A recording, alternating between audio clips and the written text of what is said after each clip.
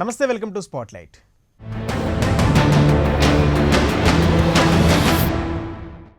రాజకీయాలు, క్రీడలు, వింతలు, విడ్డూరాలు, గుడులు, గోపురాలు, కష్టాలు, కన్నీళ్లు, విజయాలు, పరాజయాలు, ఇలా సమాజంలోని ప్రతి అంశాన్ని మీ కళ్ళ కట్టినట్టు చూపించే స్పాట్లైట్ ప్రోగ్రాంలోకి ఎంట్రీ పోతాం.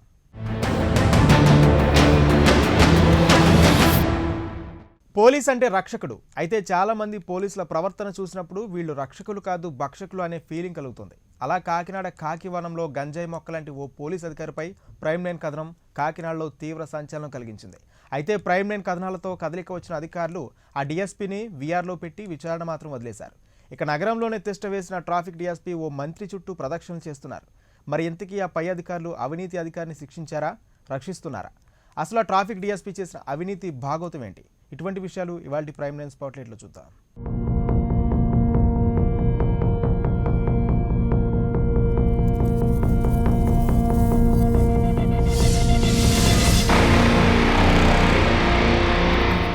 రక్షించాల్సిన బాధ్యతను మరిచి లంచం కోసం ఇష్టారాజ్యంగా వ్యవహరించే పోలీసులు మన చుట్టూ చాలామంది ఉన్నారు. అలాంటి వాళ్ళకి బ్రాండ్ అంబాసిడర్ లాంటి వ్యక్తి కాకినాడ పోలీస్ శాఖలో ఓ అధికారి అవినీతి భాగోతాన్ని ప్రైమ్ 9 బట్టబయలు చేసింది. ప్రైమ్ 9 కథనం తీవ్ర సంచలనం అవడంతో అధికారికి వీఆర్ ఇచ్చారు. కానీ ఇప్పటికీ అధికారిపై విచారణ మాత్రం జరగడం లేదు. దీంతో సర్వత్రా తీవ్ర ఆగ్రహావేశాలు వ్యక్తమవుతున్నాయి. మరి ఈ నేపథ్యంలో అవినీతి అధికారి విషయంలో అసలు ఏం జరుగుతుంది ఓసారి చూద్దాం.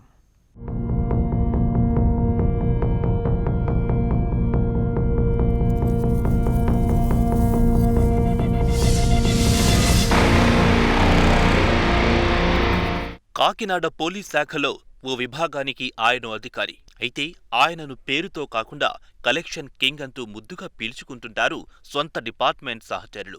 ఈయన ఈ విభాగానికి వచ్చి 2 సంవత్సరాలే అయినా అవినీతిలో మాత్రం తన మార్కును చూపించేశాడు. మామూళ్ల వసూలు కోసం ఏకంగా డిపార్ట్మెంట్లోనే ఏజెంట్లను తయారు చేసుకున్నాడు. వారికి వేరే పనులు చెప్పరు.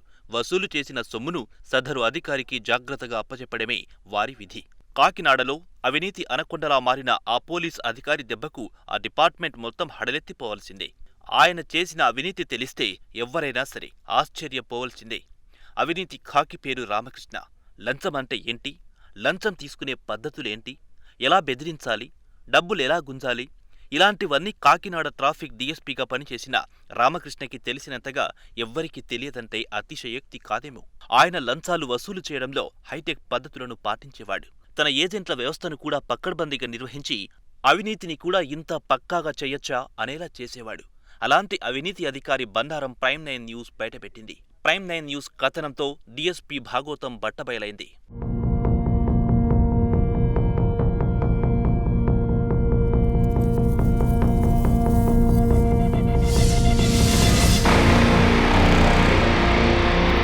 తూర్పు గోదావరి జిల్లా కాకినాడ ట్రాఫిక్ డిఎస్పీ రామకృష్ణపై ప్రైమ్ 9 న్యూస్ కథనం యావత్ పోలీస్ శాఖను కుదిపేసింది.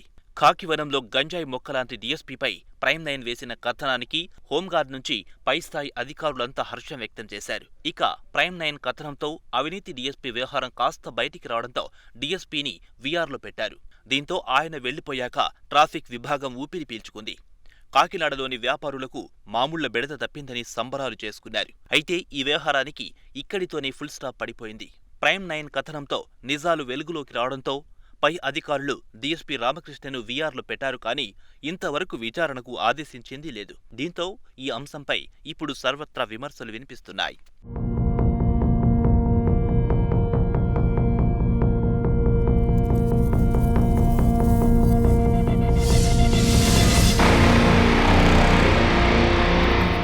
నిజానికి డిఎస్పీపై ఇప్పటికీ కూడా విచారణ కాకపోవడంతో పోలీస్ సిబ్బంది నుంచి సాధారణ స్థాయి పౌరులు, వ్యాపారులు సైతం అసంతృప్తి వ్యక్తం చేస్తున్నారు. డిఎస్పీపై విచారణ జరిపించాలని ట్రాఫిక్ విభాగానికి చెందిన ఓ కీలక అధికారి సైతం వ్యాఖ్యానించారంటే డిఎస్పీ దెబ్బకు వీళ్లంతా ఎంతగా బెంబేలెత్తిపోయారో అర్థమవుతోంది.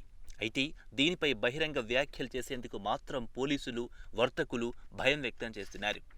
కాగా సదరు అధికారి తనపై విచారణ జరగకుండా రాష్ట్ర పోలీస్ కార్యాలయంలో తన సన్నిహితుల ద్వారా ప్రయత్నాలు ప్రారంభించినట్లుగా విశ్వసనీయ వర్గాల ద్వారా తెలుస్తోంది.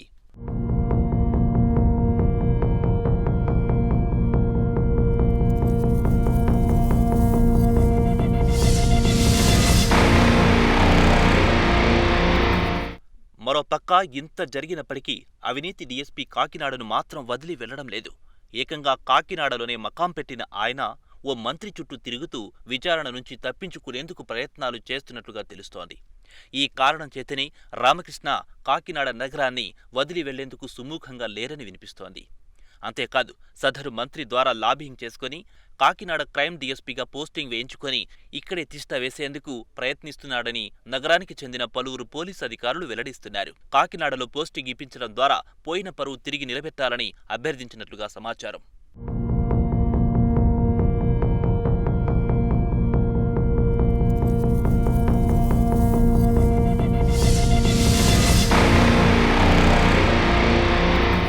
అయితే సదరు డీఎస్పీని కాకినాడలో ఉంచేందుకు ఓ ఎమ్మెల్యే ఏమాత్రం అంగీకరించడం లేదని కూడా వార్తలు వినిపిస్తున్నాయి. నిజానికి కాకినాడ క్రైమ్ డీఎస్పీగా పనిచేసిన భీమారావు ఆ శాఖకు వన్నె తెచ్చారు.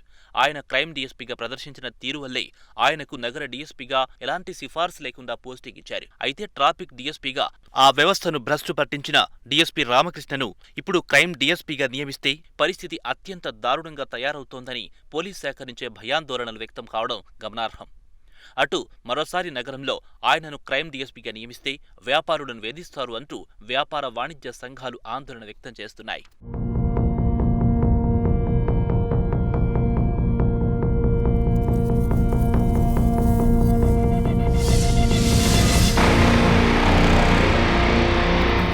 నిజానికి ఏపీలో ఓ పోలీస్ ఆఫీసర్ మీద ఈ రేంజ్లో అవినీతి ఆరోపణలు, వ్యతిరేకత రావడం ఇదే మొదటిసారి అంటున్నారు అధికారులు.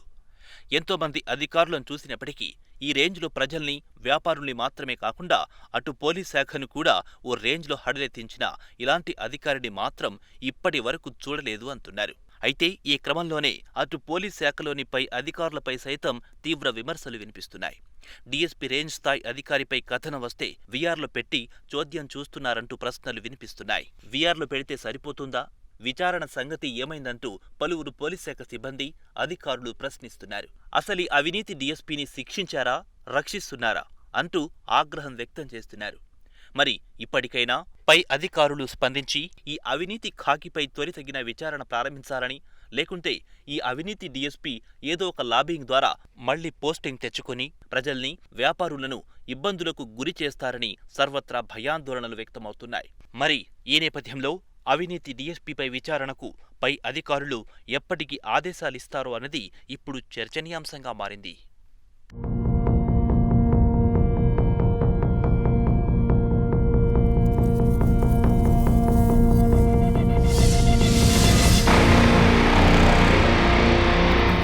ప్రజలకు రక్షణగా ఉంటానంటూ బాధ్యతలు స్వీకరించిన పోలీస్ అధికారి తన అక్రమార్జన కోసం ఏకంగా ఏజెంట్లను పెట్టుకునే రేంజ్కి ఎలా ఎదిగాడు? కలెక్షన్ కింగ్ అంటూ ప్రజలు మారు పేరుతో పిలుచుకునే స్థాయికి ఎలా ఎదిగాడు?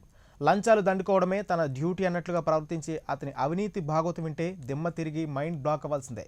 అదేంటో ఒకసారి చూద్దాం.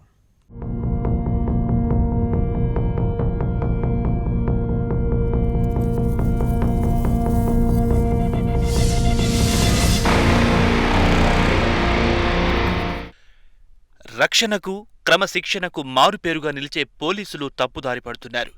రక్షకులు భక్షకులుగా మారి ప్రజలను లంచాల కోసం జలగల్లా పీడించి పీల్చి పిప్పి చేస్తున్నారు. తులసివనంలో గంజాయి మొక్కల్లా ఉండే ఇలాంటి కొందరు పోలీసులు తమ అవినీతితో ఏకంగా పోలీస్ శాఖకే మాయని మచ్చగా మారుతున్నారు. ప్రజలను కాపాడాల్సింది పోయి వాళ్లే ప్రజల పాలిట కాలయముల్లా తయారవుతున్నారు. ఈ క్రమంలోనే తూర్పు గోదావరి జిల్లా హెడ్ క్వార్టర్స్ కాకినాడ పోలీస్ శాఖలో ఓ అధికారి అయిన రామకృష్ణ చేసే అక్రమ వసూళ్లు చూస్తే లంచాలు ఇంత కాస్ట్లీగా మారిపోయాయా అనక మానరు. అతని అవినీతి ఎంత దారుణంగా ఉందంటే అదేదో సినిమాలో చెప్పినట్లుగా పగటిపూట సైకిల్ లైట్ లేదని లంచం తీసుకునే రేంజ్లో ఉంటుంది.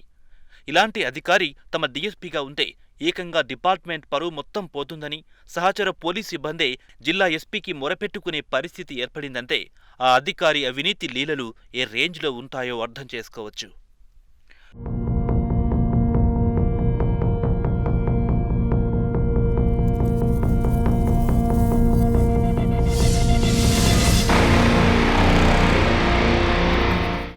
తూర్పు గోదావరి జిల్లా కేంద్రం కాకినాడకు వివిధ పనుల నిమిత్తం వేలాది వాహనాలు తిరుగుతుంటాయి. కాకినాడని కో కెనడా, రెండవ మద్రాస్ అని పిలుస్తుంటారు. అంతేకాదు పెన్షనర్ ప్యారడైజ్గా, ప్రశాంత నగరంగా, ప్లాన్ సిటీగా మంచి పేరుంది. ఇలాంటి నగరంలో ఈ పోలీస్ అధికారి బరితెగించి మరీ వసూళ్లకు తెగబడ్డాడు. లంచాల పేరుతో ప్రజలను, వాహనదారులను, వ్యాపారస్తులను, వాణిజ్య సంస్థలను పీడించి పీల్చి పిప్పి చేశారు. ఈ అధికారి ఆగడాలకు ఆఖరికి పోలీస్ శాఖ సిబ్బంది కూడా భరించలేని స్థితికి చేరుకున్నారు. దీంతో సదరు అధికారిపై సహచర సీఐలు, ఎస్ఐలు, కింది స్థాయి సిబ్బంది నేరుగా జిల్లా ఎస్పీకి ఫిర్యాదు చేశారు.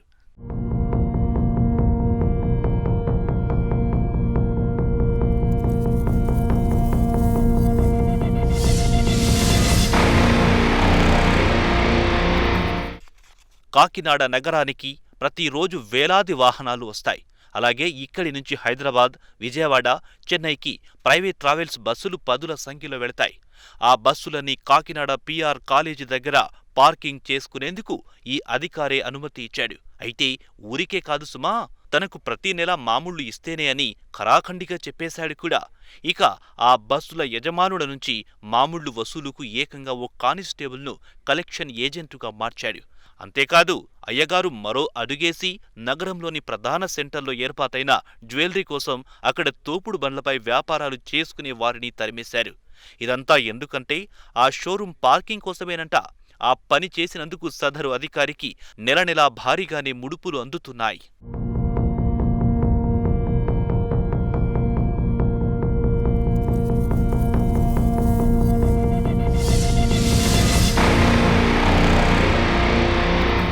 ఇక నగరంలో భారీ వాహనాలకు నో ఎంట్రీ బోర్డు పెట్టి నగరం లోపల లోకల్ లారీలు తిరిగేందుకు అనుమతి కోసం ఒక్కో లారీ నుంచి 500 రూపాయలు వసూలు చేస్తున్నాడు సారు ఏర్పాటు చేసిన ఏజెంట్. కాకినాడ ఆంధ్రప్రదేశ్ ప్రధాన ఓడరేవుల్లో ఒకటి. పోర్టులో లోడింగ్, అన్లోడింగ్ కోసం లారీలు నిత్యం తిరుగుతుంటాయి. అలాగే కాకినాడ పోర్టుకు వారానికి కనీసం 2 వ్యాగన్లు వస్తుంటాయి. ఒక్కో వ్యాగన్ నుంచి 70-80 లారీలు లోడు నింపుకుంటూ ఉంటాయి. అలా లారీ యజమానుల నుంచి అయ్యవారు భారీ స్థాయిలోనే ముడుపులు గుంజుతున్నారు.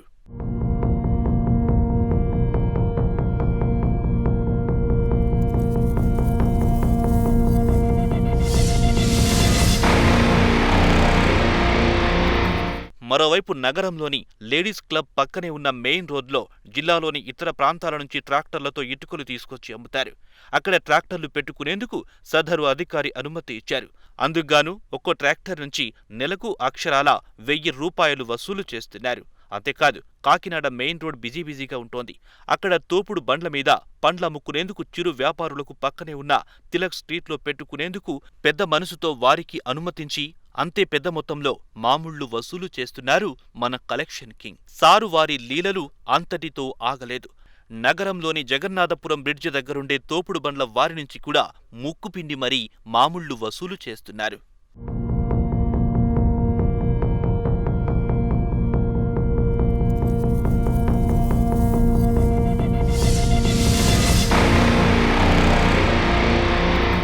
పొట్టచేత పట్టుకుని రాజస్థాన్ నుంచి వచ్చిన ఓ వ్యాపారి తన మనుషులతో నగరంలో 5 చోట్ల ఐస్ క్రీం బండ్లు పెట్టుకున్నాడు. అలా పెట్టుకునేందుకు అయ్యగారు 5000 వసూలు చేశారు. అలాగే పానీపూరి బండ్లు పెట్టుకునేందుకు కూడా ఓ రేటు ఫిక్స్ చేశారు పోలీస్ సార్. మరోవైపు 2 జిల్లాలకు సంబంధించిన ప్రధాన ఆసుపత్రులు కాకినాడ నగరంలోనే ఉన్నాయి.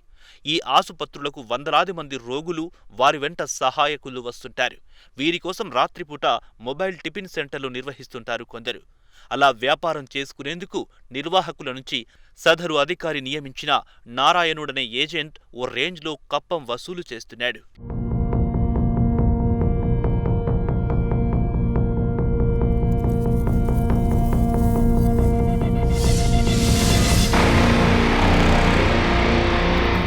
ఇక నగరంలో ట్రాఫిక్ పోలీస్ స్టేషన్ పరిధిలో ఉన్న షిప్పింగ్ కంపెనీల నుంచి నెలకు 5000 రూపాయలు అయ్యవారికి సమర్పించాల్సిందే. అదేవిధంగా ప్రైవేట్ ట్రావెల్స్ ఆఫీసు నుంచి కూడా నెలవారీ ముడుపులు ఖచ్చితంగా వచ్చి తీరాల్సిందే. అలాగే ప్రతి ఆదివారం కాకినాడ నగరంలో ఫుట్పాత్ వ్యాపారం భారీ ఎత్తున జరుగుతుంది. ఇక్కడ కూడా సారు చేయి తడపనిదే వ్యాపారం చేసుకోలేరు. మామూళ్లు ఇచ్చే ఆ వ్యాపారం చేసుకోవాలి. అలా ఆ అధికారికి సండే బజార్ కాసుల వర్షం కురిపిస్తోంది. ఇంతటితో ఆపకుండా పెట్రోల్ బంకుల నుంచి డీజిల్ను కూడా వదిలిపెట్టరు. అప్పుడప్పుడు మాత్రం కేసులు పెట్టి హెడావిడి చేస్తుంటారు. అది కూడా కేసులు చూపించుకునేందుకేనట. ఇక మెయిన్ రోడ్పై వ్యాపారం చేసేవారైతే సారుకు ఖచ్చితంగా ముడుపులు సమర్పించుకోవాల్సిందే. నగరంలో 2 ఏజెంట్లను పెట్టుకొని మరీ తన వసూళ్ల పరంపరను కొనసాగిస్తున్నారు ఈ అవినీతి అనకొండ.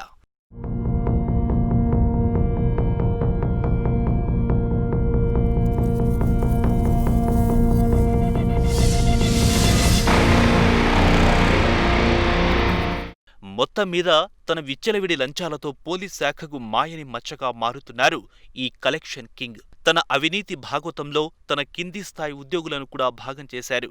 ఆ అధికారి వేధింపులు తట్టుకోలేకపోతున్నారు కొందరు సిబ్బంది. గంటల కొద్దీ ఎండలో నిలబడి ఆ అధికారికి ఊడిగంచేయాల్సి వస్తోందని, ఇది కరోనా టైంలో కూడా రిస్క్ చేసి అధికారి జేబులు నింపాల్సి వస్తోందని వాపోతున్నారు. తాను చెప్పిన పని చెయ్యకపోతే అందరూ వినేలా వాకీటాకీ సెట్లలో బండ బూతులు తిడుతూ తన పైశాచికత్వాన్ని ప్రదర్శిస్తున్నాడని కన్నీళ్లు పెట్టుకుంటున్నారు కింది స్థాయి ఉద్యోగులు. తన కింది స్థాయి ఉద్యోగులను ఆ అధికారి వాకీటాకీలో ఎలా తిడుతున్నారో మీరే వినండి. సీనియర్ ఆఫీసర్ తో మాట్లాడాలో మీరు నేర్చుకోండి. ఏదైనా ఉంటే నాకు చెప్పాలి డైరెక్ట్ గా, అంతే తప్ప సెట్ లో ఇన్స్ట్రక్షన్స్ ఇవ్వటి మీరు దానికి అలా చేయటం అన్నది అది ఇట్స్ నాట్ గుడ్. నిజంగా సార్ అంత ఇబ్బంది పడుతున్నాం మేము. ఏంటంటే వాళ్ళనే మాటలు ఏంటంటే, అరే బ్యాంక్ మారిటోరియం విధించింది, మున్సిపల్ కార్పొరేషన్ హౌస్ ట్యాక్స్ కట్టించుకోవట్లేదు, ఎలక్ట్రికల్ బిల్స్ ఆస్తులు ఇస్తుంటే కట్టండి లేదని అంటున్నారు, హౌస్ ట్యాక్స్ వాళ్ళని ఓనర్స్ డిమాండ్ చేయడం లేదని అంటున్నారు, డబ్బులు మాకు వచ్చినాయి, మీరు ఎట్లా మీరు మమ్మల్ని ఇట్లా డిమాండ్ చేస్తారని చెప్పేసరి ఒక్కడిగా వస్తుందా మా ప్రాబ్లం మాకు ఎవరికి రావట్లే, నీకు ఒక్కడిగా వస్తుందా మా ప్రాబ్లం మాకు ఎవరికి రావట్లేదు.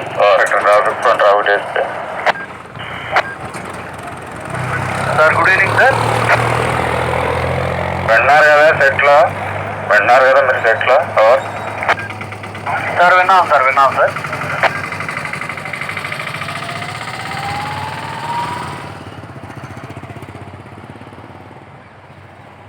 ఇప్పుడు నిన్న కాక మొన్న వచ్చాడు ఆయన, ప్రాబ్లమ్స్ అన్నీ నాకంటే ఎక్కువ ఆయనకే తెలుస్తున్నాయి.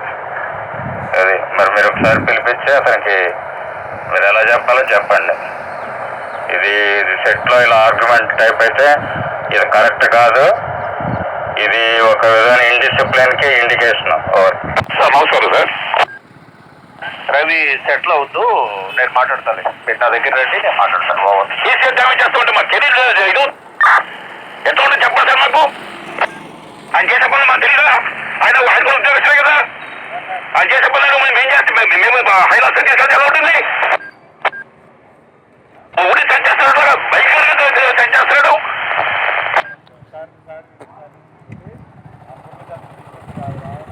ఉద్యోగం చెప్తున్నాను, ఉద్యోగం చేయమని చెప్తున్నా, అదర్ దాన్ ఏది కూడా నేను చెప్పట్లేదు. ఉద్యోగం నీకు అంత ఇష్టం లేకపోతే వెళ్ళిపోవచ్చు.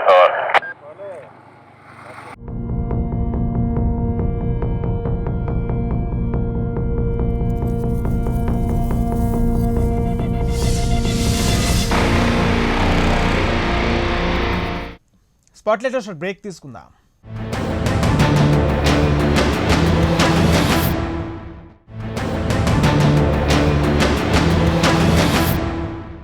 Welcome back to spotlight.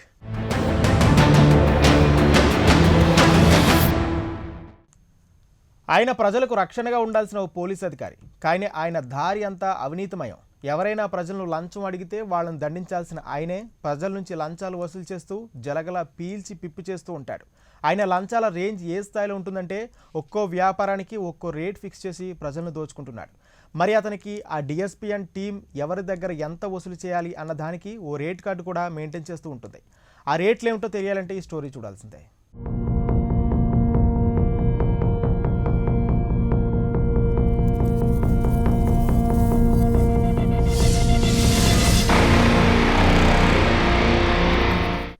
Kakinada traffic DSP Ramakrishna మామూళ్లు వసూలు చేసే విధానం చూస్తే ఆశ్చర్యం కలగక మానదు.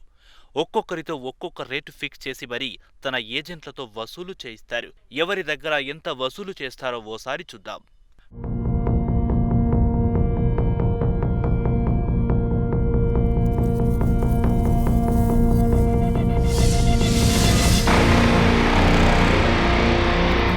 టౌన్లో హెవీ వెహికల్స్కి నో ఎంట్రీ పెట్టి టౌన్లో లోకల్ లారీలు తిరిగేందుకు పర్మిషన్లిచ్చి ఒక్కో లారీకి 500 రూపాయల చొప్పున కానిస్టేబుళ్లు ఏవీఎస్ ప్రసాద్, సతీష్ డబ్బులు వసూలు చేస్తారు.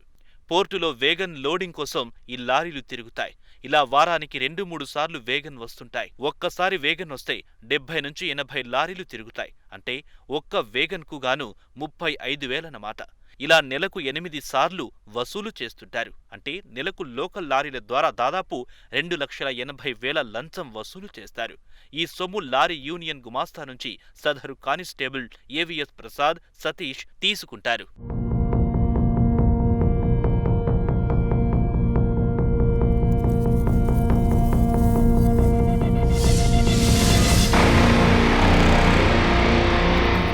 ఇక ఇంద్రపాలెం బ్రిడ్జి దగ్గర చర్చికి వెళ్లే దారిలో ట్రాక్టర్ పార్కింగ్ చేసుకునేందుకు గాను ఒక్కో ట్రాక్టర్కి 1,000 రూపాయల చొప్పున 50 ట్రాక్టర్లకి 50,000 రూపాయలు వసూలు చేస్తారు. ట్రాక్టర్ యజమానుల నుంచి ఈ వసూళ్లను కూడా ఆ ఇద్దరు కానిస్టేబుళ్లే చేస్తారు. మెయిన్ రోడ్లో ఎలాంటి తోపుడు బండ్లు నిలపరాదు. అదే ట్రాఫిక్ డీఎస్పీకి లంచమిస్తే మాత్రం ఎలాంటి ఇబ్బంది ఉండదు. బండి పెట్టుకున్నందుకు నెలకు 3,000 రూపాయలు మాత్రం సారుకు చెల్లించాలి. అలా 5 బండ్లకు కాను నెలకు 15,000 రూపాయలు ముక్కుపిండి మరీ వసూలు చేస్తారు సారువారి ఏజెంట్లు. అలాగే జగన్నాథపురం బ్రిడ్జి దగ్గర ఫ్రూట్స్ బండ్లు పెట్టుకోవడానికి 21,000 రూపాయలు లంచం తీసుకుంటున్నారు.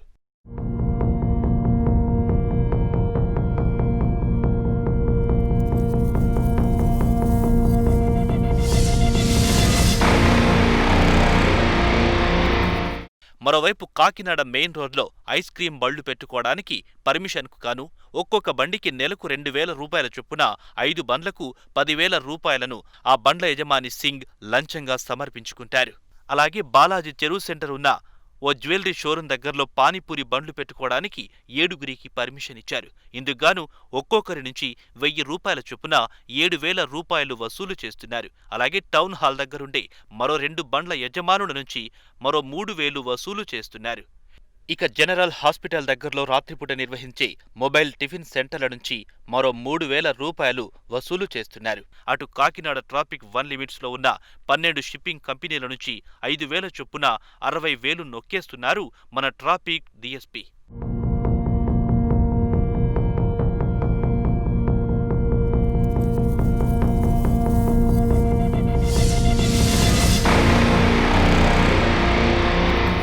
ఇక ప్రైవేట్ ట్రావెల్స్ దగ్గరైతే రామకృష్ణ అండ్ టీం వసూలు చేసే సొమ్ము ఎంతో తెలిస్తే మతిపోతోంది. బాలాజీ చెరువు సెంటర్ నుంచి ఆరెంజ్ ట్రావెల్స్ నుంచి నెలకు 5,000, జై బాలాజీ ట్రాన్స్పోర్ట్ నుంచి 5,000, సింధు పార్సిల్ నుండి 3,000, ఘాటి ట్రాన్స్పోర్ట్ నుండి 3,000, క్రాంతి ట్రాన్స్పోర్ట్ నుండి 3,000, ముంబై ఆంధ్ర ట్రాన్స్పోర్ట్ నుంచి 3,000, ఎస్ఎల్ఆర్టీ ట్రాన్స్పోర్ట్ నుంచి 3,000, విఎల్ఆర్ ట్రాన్స్పోర్ట్ నుంచి 8,000, శ్రీహరి పార్సిల్ సర్వీస్ నుంచి 2,000, కొవ్వూరు పార్సిల్ సర్వీసెస్ నుంచి 1,000 రూపాయలు, సునీల్ ట్రావెల్స్ నుంచి 3,000, హనుమాన్ పార్సిల్ ఆఫీస్ నుంచి 3,000, చెన్నుపాటి పార్సిల్ ఆఫీసు నుంచి 3,000, భవానీ ట్రావెల్స్ నుంచి 3,000 రూపాయలను వసూలు చేస్తున్నారు.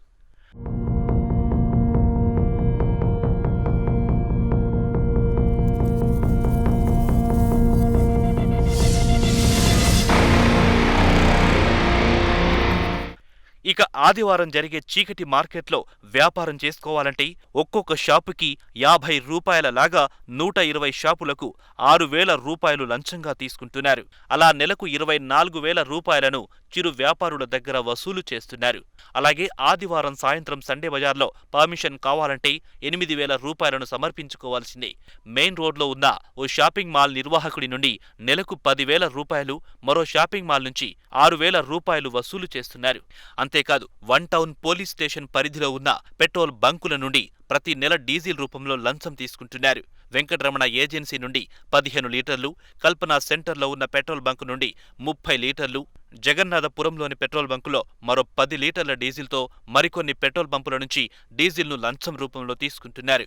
ఇది చాలదన్నట్లుగా ప్రభుత్వం నుంచి వచ్చే డీజిల్ను కూడా అమ్మేస్తున్నాడు సదరు ట్రాఫిక్ డీఎస్పీ.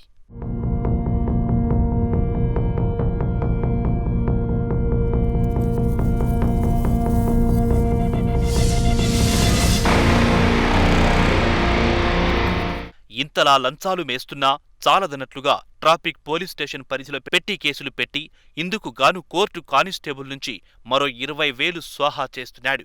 పనిలో పనిగా లారీ లోడింగ్, అన్లోడింగ్ పర్మిషన్ కి గాను నెలకు 30,000 రూపాయలు, మరో ట్రాఫిక్ పోలీస్ స్టేషన్ పరిధి నుంచి 20,000 రూపాయలు ముడుపులుగా తీసుకుంటున్నారు. సారువారు ఇంతటితో ఆగక పెద్ద మసీదు ఫుట్పాత్ పైన బ్యాగులను అమ్ముకునే వారిని వదిలిపెట్టలేదు ఈ అనకొండ. వారి నుంచి కూడా 2,000 రూపాయలను నొక్కేస్తున్నాడు. అలాగే చిరు వ్యాపారుల నుంచి కూడా ముక్కుపిండి వసూలు చేస్తున్నాడు.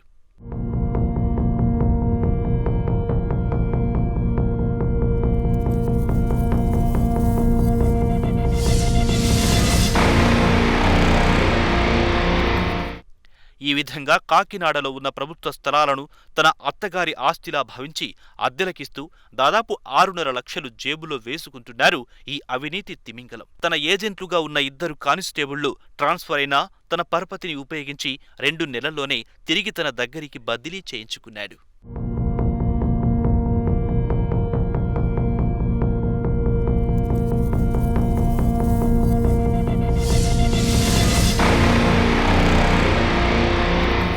ప్రపంచమంతా హైటెక్ నాలెడ్జ్తో దూసుకుపోతుంటే నేను మాత్రం తక్కువ తిన్నాననుకున్నారు DSP Ramakrishna.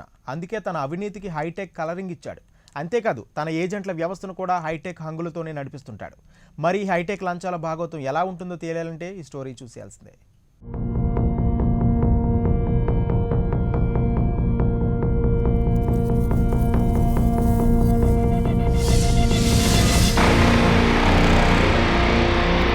Kakinada traffic DSP వాహనదారులపై ఎడాపెడా చలాన్లు వేసి డబ్బులు వసూలు చేస్తూ వాటిలో కొంత పక్కదారి పట్టిస్తున్నారని కాకినాడ పోలీసులు కొందరు బహిరంగంగానే అనుకుంటున్నారు. ఈయన వాహనాలకు చలాన్లు విధించడంలో కొత్త పంధాను పాటిస్తున్నారు. తనతో ఓ బ్యాచ్ ని పెట్టుకుని వాహనాలకు చలాన్లు విధిస్తుంటారు. వాహనాలు ఆపినప్పుడు ఆ వాహనం నెంబర్ను తమ దగ్గరున్న సెల్ ఫోన్ యాప్లో పరిశీలిస్తారు. గతంలో ఎక్కడైనా ఆ వాహనానికి ఈ చలాన్ విధించి ఉంటే అది బయటపడుతోంది. అయితే పోలీసులు తమ వెంట కొందరు ప్రైవేట్ వ్యక్తులను పెట్టుకుంటారు. వారు మీ సేవా నిర్వాహకులు. వారి వద్ద డిజిటల్ పేమెంట్ మిషన్ కూడా ఉంటోంది.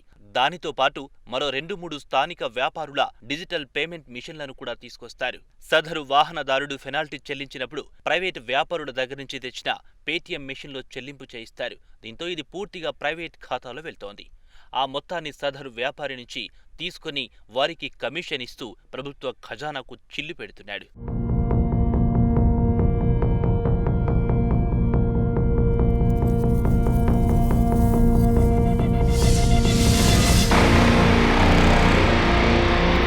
ట్రాఫిక్ డీఎస్పీని అంతా ముద్దుగా కలెక్షన్ కింగ్ అని పీల్చుకుంటారు. ఈయనకు నారాయణుడనే ట్రాఫిక్ కానిస్టేబుల్ కుడిభుజంగా వ్యవహరిస్తున్నాడు. ఈయన జీతం తీసుకునేది పోలీస్ శాఖలో అయినా డ్యూటీ మాత్రం అవినీతి ఆఫీసర్ దగ్గరే. నగరంలోని పౌర సరఫరాల శాఖ గోడాల నుంచి 24 గంటలు రేషన్ బియ్యం సరఫరా చేసే లారీలు తిరుగుతాయి. ఆ లారీల నుంచి కూడా డబ్బులు వసూలు చేస్తారు. ఈ బాధ్యత నారాయణుడిదే. ఏ లారీ డబ్బు చెల్లించింది, ఏ లారీ చెల్లించలేదు రికార్డు కూడా నిర్వహిస్తారు. ఇక జిల్లాలో ఇటుక బట్టీలకు వరి పొట్టును సరఫరా చేసే లారీలు తిరిగేందుకు కూడా ఈ ఆఫీసర్ చేతులు తడపాల్సిందే.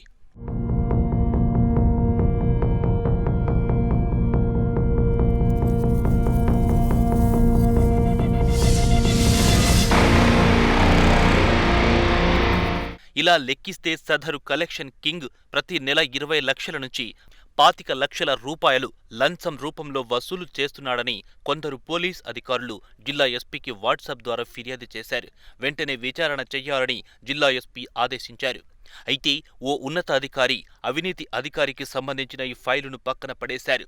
ఇలాంటి అధికారుల వల్లే కాకినాడ నగరంలో తమ పరువు పోతోందని వాపోతున్నారు పోలీసులు. సదరు కలెక్షన్ కింగ్ డ్యూటీలో జాయిన్ అయిన నాటి నుంచి నేటి వరకు ఆయన ఆస్తిపాస్తులపై విచారణ చెయ్యాలని, అలాగే ట్రాఫిక్ డీఎస్పీకి అనుచరుడిగా పనిచేస్తూ వసూళ్లకు పాల్పడుతున్న నారాయణుడి కాల్ డేటా కోట్ల రూపాయల కుంభకోణం బయటపడుతోందని కాకినాడ పోలీసులే అంటున్నారు.